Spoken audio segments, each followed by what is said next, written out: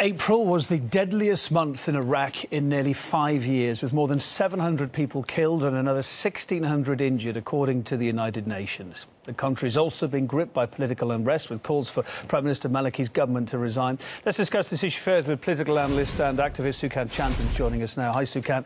The Iraq Parliament Speaker has called for the Prime Minister to quit and for early elections. How might that affect matters in the country if it happens?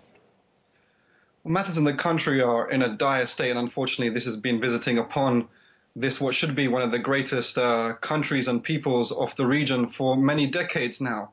This is all connected directly to what's happening in Syria. This is all part of imperialism, maneuvering the chess pieces to isolate and then to destroy Syria.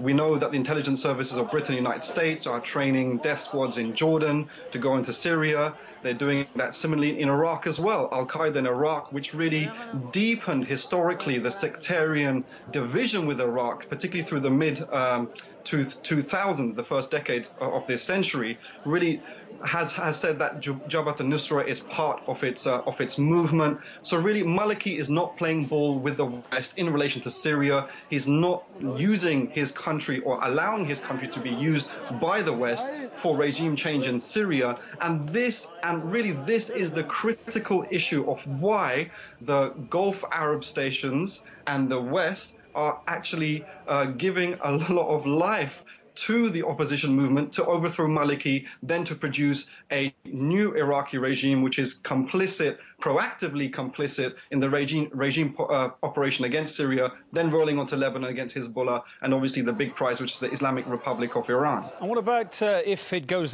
the way you say it will? What's that going to mean for the Iraqi people then?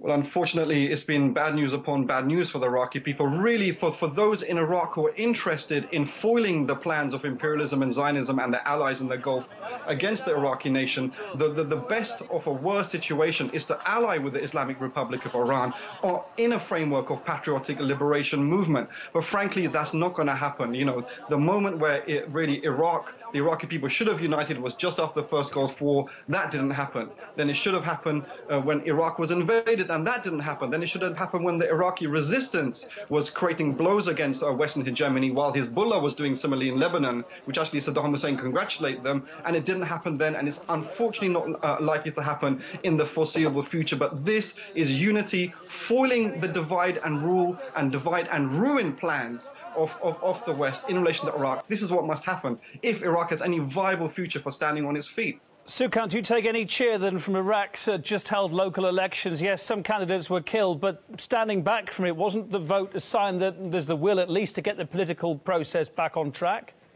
Iraqi people are great people. They've made many achievements historically and in modern history. So, you know, there is always hope in the worst situations. But the trajectory of history currently is disastrous for the nation, unfortunately. But one hopes that they can actually build upon the sparks of unity that happened post-2003 in the resistance when Sunni and Shia Iraqis were de facto united against resistance against the occupation. And let's remember the SAS in Basra in 2005, wearing Arab headdresses with bomb-making equipment, who got caught by the Iraqi police. We know whose hands are all behind this, and that is in London, Washington and in Paris, etc. As far as the UN's concerned, what can they do? The UN Secretary-General's concerned over what he calls the political crisis in Iraq. What actions, then, is the UN likely to take to help resolve it?